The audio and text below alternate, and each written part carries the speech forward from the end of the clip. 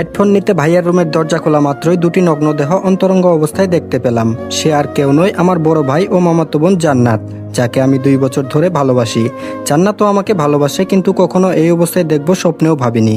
আমাকে দেখে এতক্ষণে ভাইয়া ও জান্নাত কাপড় পরা শুরু করে দিয়েছে। লজ্জায় কেউ কোনো কথা বলছে না, হয়তো আমি এখানে আসবো আশা করিনি। আমি বললাম, ছি ভাইয়া ছি, তোমাকে আমার ভাইয়া বলতে ঘৃণা হচ্ছে। তুমি কি করে এটা করতে পারলে? লজ্জা করলো না? ভাবি থাকা সত্ত্বেও এমনটা করলে?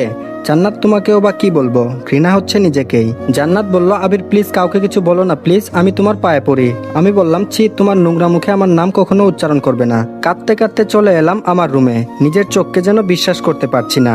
জান্নাত কেন এমন করলো? আমি ওর সাথে শারীরিক সম্পর্ক করতে চাইলাম না বলে আমার ভাইয়ের সাথে এমনটা করবে? সারা রাত কেঁদেই কাটিয়ে দিলাম। বাসার কাউকেই বা এই কথা বলবো কি করে? ভাবির সংসারটা ভেঙে যাবে। ভাবি তো এখন বাপের বাড়িতে। সব ভেবে ডিসিশন নিলাম বাসা থেকে দূরে কোথাও চলে যাব। তাই জমানো মাটির ব্যাংকটা ভাঙলাম। 1336 টাকা ছিল। ব্যাগে কিছু কাপড় ও জমানো টাকা নিয়ে বাহিরে বের হতেই আম্মু বলল, আবির সকালবেলা কোথায় যাচ্ছিস বাবা? আমি বললাম, মা আমি দূরে কোথাও চলে যাচ্ছি, হয়তো আর ফিরবো না। জান্নাত বলল, কই যাবে তুমি আমাকে ছেড়ে? বিয়ে করার ভয়ে পালাচ্ছ? আমি বললাম, তোর মতো নোংরা মেয়েকে বিয়ে করবো আমি? কি করে ভাবলি তুই? জান্নাত বলল, আমার সাথে রাত কাটানোর আগে মনে ছিল না? কথাটা শুনেই আম্মু আমার গালে সজোরে একটা থাপ্পড় লাগিয়ে দিল। তোকে আমার ছেলে ভাবতেই ঘৃণা হচ্ছে। এদিকে ভাই এসে আমাকে ইচ্ছামতো লাঠি দিয়ে পিটাচ্ছে। ব্যথায় আমি চিৎকার করতে লাগলাম। এ সময় ভাবি ওদের বাসা থেকে চলে আসছে। আমায় এমন মারতে দেখে এগিয়ে আসলো ভাইয়াকে আটকাতে। চোখ দিয়ে অঝরে বর্ষা নামছে। নিজের ভাই আর তার অপরাধ ঢাকতে আমাকে এভাবে মারছে। আমাকে নিয়ে গিয়ে একটা রুমে আটকে রাখা হলো। নিজের গর্ভধারিণী মাও আমাকে চিনতে পারলো না। 1 বছর আগে ভাইয়া অ্যাক্সিডেন্ট করে যখন মৃত্যুর সাথে পাঞ্জা লড়ছিল, তখন তো আমি আমার 2 ব্যাগ রক্ত দিয়ে বাঁচিয়েছিলাম। সে কি করে পারলো আমার শরীর থেকে রক্ত ঝরাতে? এসব ভেবে 2 চোখ যেন অশ্রু বাধা মানছে না। জান্নাতের সাথে আমার প্রেম আছে বাসার সবাই জানে। কিছুক্ষণ পর আম্মু এসে পাঞ্জাবি পায়জামা দিয়ে বলল, তোর সাথে জান্নাতের বিয়ে, রেডি হয়ে নে, আর বিয়ে না করলে আমার মরা মুখ দেখবি। আমি মাকে কিভাবে বলি যে জান্নাতকে ভালোবেসে 2 বছরে আমি স্পর্শও করলাম না, সে কি করে ভাইয়ার বিছানায় গেল? অবশেষে সিদ্ধান্ত নিলাম মায়ের কথা রাখতে বিয়ে করব, কিন্তু বাসা থেকে চলে যাব যাতে জান্নাতের মুখ না দেখতে হয়। একটু পর ভাবি আমাকে জানালা দিয়ে দেখে চোখের পানি ফেলে চলে গেল। হয়তো তার মনে অনেক প্রশ্ন, কেন আমি এমন করলাম? এদিকে ভাবির মাথাটায় একটা জিনিস ঢুকছে না, আবির তো জান্নাতকে ভালোবাসে, তাহলে কি এমন হলো যে বিয়ে করতে চাচ্ছে না? বিকালে কাজে আসলো, আবির ও জান্নাতের বিয়ে পড়ানো হলো। বিয়ে বাড়ি ঠিকই, কিন্তু কারো মনে কোনো আনন্দ নেই। সবার মন খারাপ, শুধু আমার বড় ভাই আকাশ ও জান্নাত ছাড়া। পায়ে ও হাতে প্রচন্ড ব্যথা করতেছে, তবুও কষ্ট করে একটা চিঠি লিখলাম। প্রিয় মা, গো আমি তোমার কথা রেখেছি। মা, আমি জান্নাতকে বিয়ে করেছি। জানিস মা, তোর যে মরামুখ আমার সহ্য হবে না। জানিস মা, আমি তোকে অনেক ভালোবাসি। আমার বাবা অনেক আগেই পরপারে চলে গেছে। জানি না সে থাকলে হয়তো আরো অনেক মারতো, কিন্তু তুমি তো আমাকে মারোনি মা।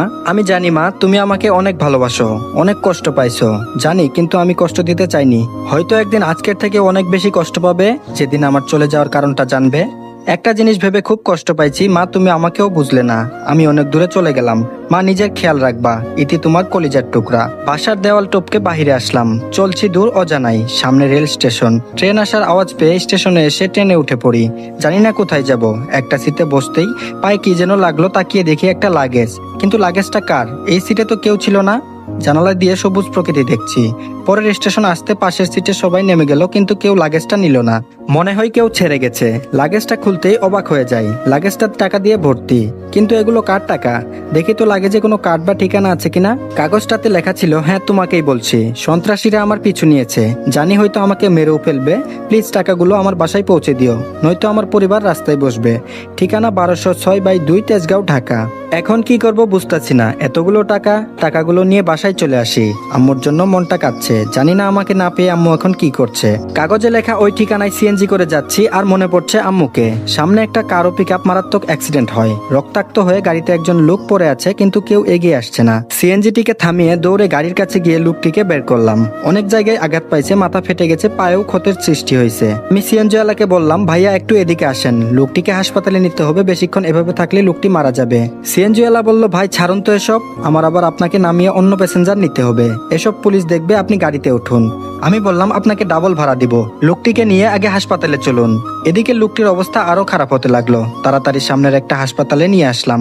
ডাক্তার লোকটিকে কেবিনে নিয়ে বলল, পার্সেন্টের অবস্থা খুবই খারাপ, এমার্জেন্সি অপারেশন করতে হবে। আপনি ওনার কি হন? আমি বললাম ছেলে।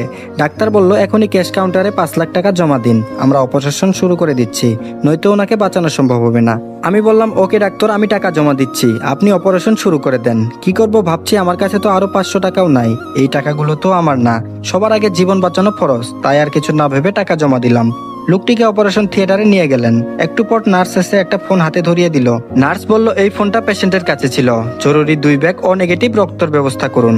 আমি বললাম, আমি রক্ত দিব, আমার রক্তের গ্রুপ ও নেগেটিভ। নার্স বলল, আপনি তো 1 ব্যাগ দিতে পারবেন, আর 1 ব্যাগ?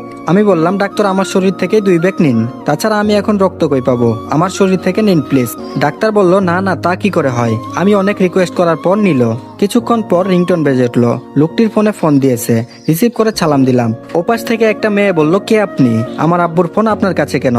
আমি বললাম, আপনার বাবা অ্যাক্সিডেন্ট করেছেন, হাসপাতালে চলে আসেন। কিছুক্ষণ পর মেয়েটি ও তার মা চলে আসলো। মেয়েটি দেখতে অপসরের মতো। মেয়েটি বলল, আপনি ফোন রিসিভ করেছিলেন তাই না?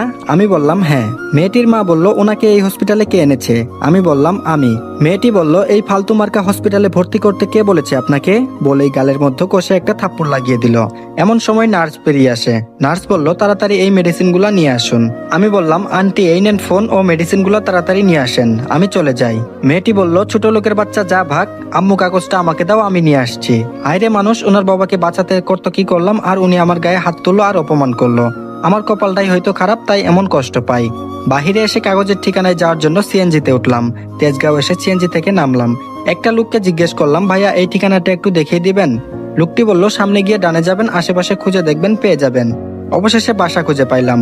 কিন্তু এটা কি বাসা নাকি রাজপ্রাসাদ? আমি দারোয়ানকে জিজ্ঞেস করলাম, ভাই এটা কি 1206/2 নম্বর বাসা? দারোয়ান বলল, হ্যাঁ, আপনি কে? আমি বললাম, আমাকে চিনবেন না, এই বাসার লোকের সাথে কিছু কথা আছে, দেখা করতে চাই। দারোয়ান বলল, ওকে দাঁড়ান, ম্যাডাম একটা লোক আসছে আপনার সাথে দেখা করতে চাই। ম্যাডাম বলল, ওকে ভিতরে পাঠিয়ে দিন। আমি বললাম, আসসালামু আলাইকুম, এই টাকাগুলো মনে হয় আপনার স্বামীর, এই চিরকুটটা পড়ুন। আমি পকেটে হাত দিয়ে দেখি চিরকুটটা নেই, পকেটেই তো ছিল, কোথায় হারিয়ে গেল? তারপর ম্যাডাম বলল, কি হলো, বিড়বিড় করে কি বলছেন? কিসের টাকা, কই দেখি। আমি বললাম, লাগেজের চেনটা খুলে দেখুন। ম্যাডাম বলল, ইমির বাবা তো এই টাকা নিয়ে আসার কথা ছিল, উনি কই? আমি বললাম, আমি জানি না, আমি তো টাকাটা ট্রেনে পাইছি। আন্টিটা বলল, আমাকে কথা বলতে না দিয়ে তুমি আমার বাবাকে খুন করোনি তো? কই সব দারোয়ান? সবাই এসে আমাকে বেঁধে ফেললো ও মারধর করে মুখ পেঁচিয়ে রাখলো, কথা বলতে পারছি না। টাকাটা গোনার পর আন্টি বলল, এখানে তো 95 লাখ, আর বাকি 5 লাখ কোথায়? একটা মেয়ে সিঁড়ি দিয়ে নামছে, একই মেয়েটিকে তো আমি ট্রেন থেকে নেমে স্টেশনে দেখি। মেয়েটি বলল, এই কুত্তার বাচ্চা, বল আমার বাবা কই, আটকে রেখেছিস কোথায়? আম্মু পুলিশকে ফোন দাও। একটু পর পুলিশ এসে নিয়ে গেল আমাকে, রিমান্ডে নেওয়া হয়েছে, তাই ইচ্ছে মতো 3rd ডিগ্রি দিয়েছে। পুলিশ বলল, এই কুত্তা কথা বল, আমান সাহেবকে কই রাখছিস, আর 5 লাখ টাকা বের কর। এদিকে ডাক্তার বলল, পেশেন্ট আউট অফ ডেঞ্জার, আপনার ছেলে ঠিক সময় মতো না নিয়ে আসলে হয়তো পেশেন্ট সারা জীবনের জন্য পঙ্গু হয়ে যেতেন। মহিলাটি বলল, কি আমার ছেলে মানে? আমার তো কোনো ছেলে নেই। ডাক্তার বলল, তাহলে উনি কে, যে আপনার স্বামীকে হসপিটালে নিয়ে এসেছিল? মহিলাটি বলল, চিনি না। ডাক্তার বলল, ও এই জন্য বুঝি আপনার মেয়ে ছেলেটিকে থাপ্পড় মারলো? গুড, তো আপনারা বড় লোক, পোশাক আশাকে বলে দিচ্ছে, কিন্তু আপনারা ছোট লোক বলতেও ঘৃণা হচ্ছে।